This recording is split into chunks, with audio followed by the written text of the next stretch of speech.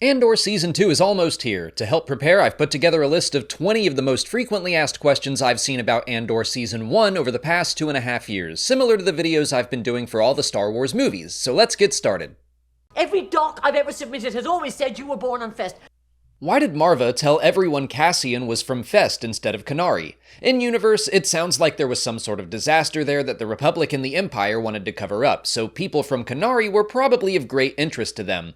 But out of universe, Cassian's homeworld was initially listed as Fest in Star Wars reference books. The writers of Andor had a different idea for his story, and so they changed that detail, but gave a wink and a nod to fans who like to read those books and learn those details, basically changing Fest into deliberate misinformation.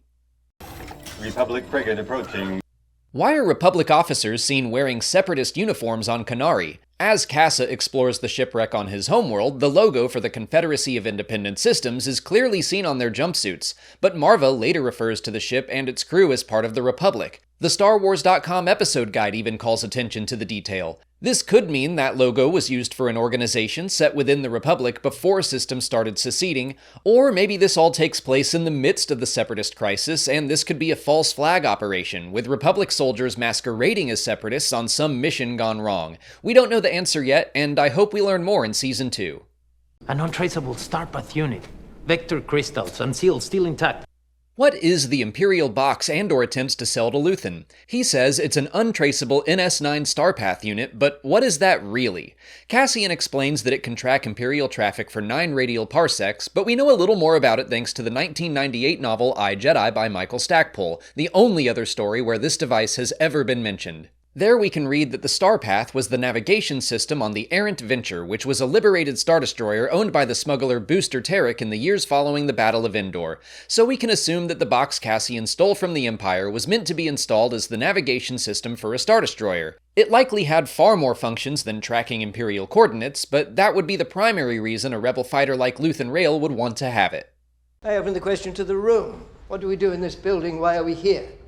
What exactly is the Imperial Security Bureau? While the ISB had a military-style hierarchy, it was actually a law enforcement agency. They investigated the loyalty of not only its citizens, but also its officers and military personnel. It was originally meant to work with Imperial intelligence, but the ISB developed more power than its fellow agency, and the two groups became rivals. The Imperial Security Bureau had a more direct line to the Emperor, had a representative on the Imperial Joint Chiefs, and in general had more influence. One of their primary concerns was rooting out rebellious activity, but since they were not actively a part of the Imperial military, they were willing to look more closely at high-ranking officers. Many members of the military actively feared the Imperial Security Bureau. This kind of infighting and self-policing was likely by design to encourage competition. The Empire was created by a Sith master who had to kill his own master to rise to the top. Palpatine wants his officials to fight to prove their worth, which would also discourage cooperation against his own power. The Kuwati Signet celebrates the uprising against the Rakatan invaders. Who are the Rakatan invaders mentioned by Luthen Rael in the 4th episode of Andor? That's a really fun Easter egg for fans of the Knights of the Old Republic games. In Star Wars Legends, the Rakata were a conquering alien society that formed the Infinite Empire over 30,000 years before the Battle of Yavin. In general, they were bad news. They were cannibals, and they were Force sensitives who exclusively used the dark side. They enslaved hundreds of planets across the galaxy using a massive space station and weapons factory they called the Starforge. After about 10,000 years in power, the Rakatans were hit by a plague, and in their weakened state, the worlds they controlled rose up against them. Nearly extinct, the survivors returned to their homeworld, Lihan. Why is luggage so terrible in Star Wars? The galaxy far, far away has amazing technology, lightsabers, starfighters, alcohol that can heal you apparently. But there's one thing we've got that they don't, luggage with wheels. Why is it that seemingly no one has taken the time to slap a repulsor lift on their suitcase? We know they can put repulsor lifts on a stroller, it can be done, but everyone insists on walking around with their luggage like it's the 1940s. Maybe only the rich can afford to. Maybe Padme's luggage actually did hover, but Anakin insisted on carrying it to show off how big and strong he was. I'm just saying, someone needs to find a way to slap some wheels on a suitcase in Star Wars and just let the credits roll in. Free your mind, Senator. This is a place where time stands still. What Easter eggs can you find in Luthen's Antiquities shop? There are a lot, but I'll talk about the biggest ones real fast. There's a set of Sith Stalker armor in the back of the showroom. That design was first made famous by Galen Merrick, also known as Starkiller, from the Star Wars Legends game The Force Unleashed. Off to one of the sides, you can find some tablets with artwork of hands on them. Those are related to the Mortis gods as seen in the Clone Wars, Star Wars Rebels, and most recently, the final episode of Ahsoka Season 1. On the other side of the showroom, you can find a Calicori. That was a Twi'lek family heirloom first seen in Star Wars Rebels. In the back of the shop are some holocrons, which were storage devices used by the Jedi and the Sith, and the Force was required to open them. And you can also find the Sankara stones, a whip, and the fertility idol from the Indiana Jones franchise. Bars, Danga, Sly Moore from the Vizier's private chamber? Who did Perrin invite to his dinner party that got Mon Mothma so upset? She specifically mentions Sly Moore and Ars Dangor. Moore was the Umbaran chief of staff for Palpatine, seen in Attack of the Clones, Revenge of the Sith, and several comics. She was lightly Force-sensitive and was fully aware of Palpatine's true identity as Darth Sidious. Ars Dangor was one of the Emperor's creepy advisors seen on the second Death Star in Return of the Jedi. He was also likely a dark side acolyte of some kind.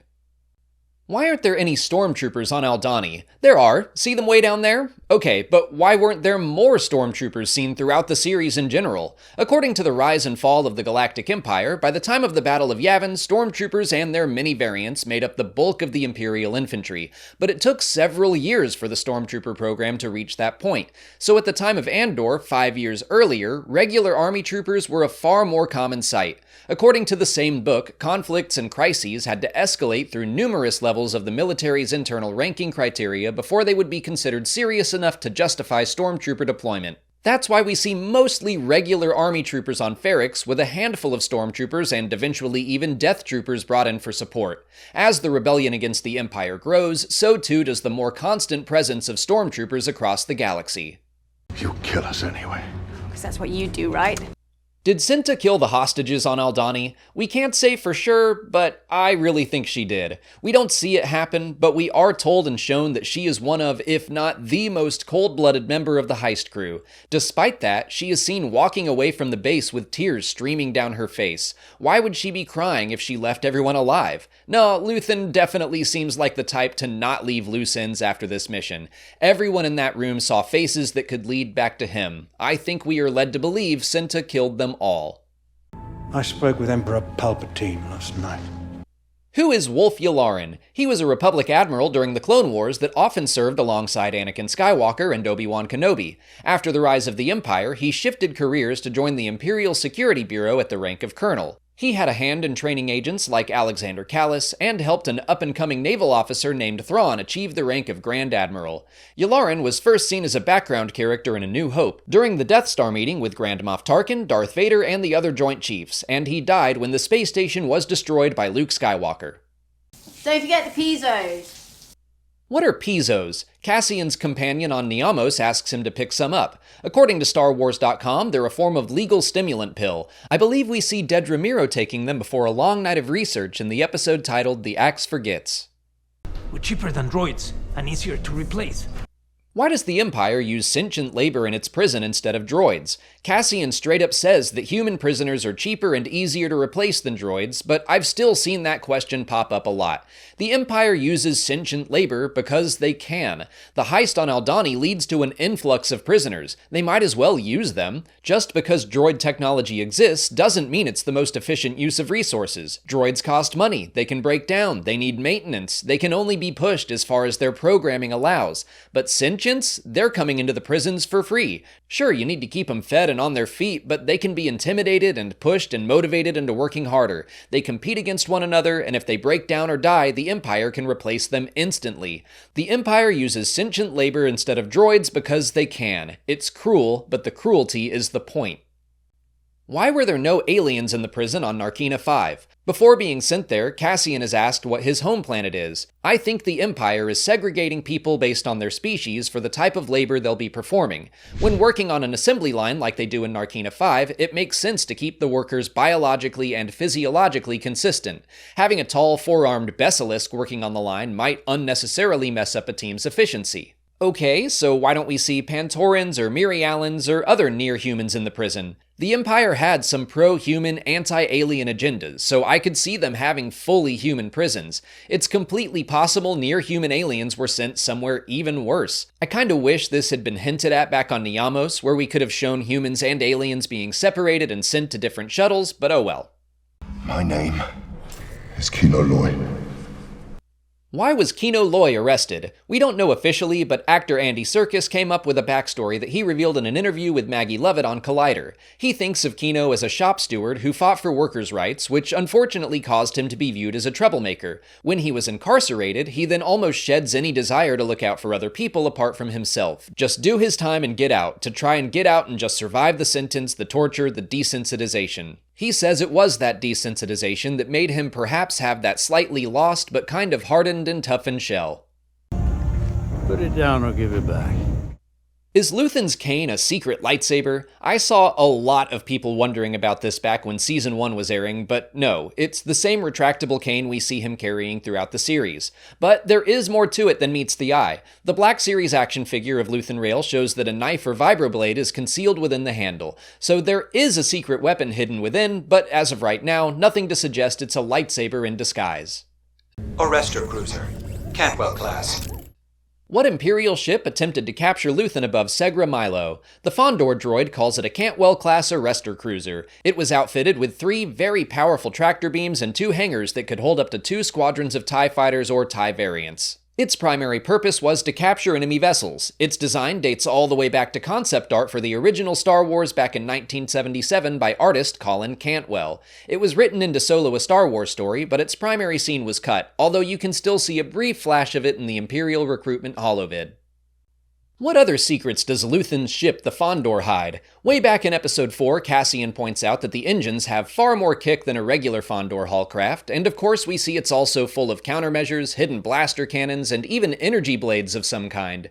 We don't have the full story yet, but I suspect the Fondor might be powered by kyber crystals. We know Luthen had some sky kyber, not to mention all the other Jedi artifacts he has in his shop. If he got his hands on some kyber, I could absolutely see him putting it to use against the Empire.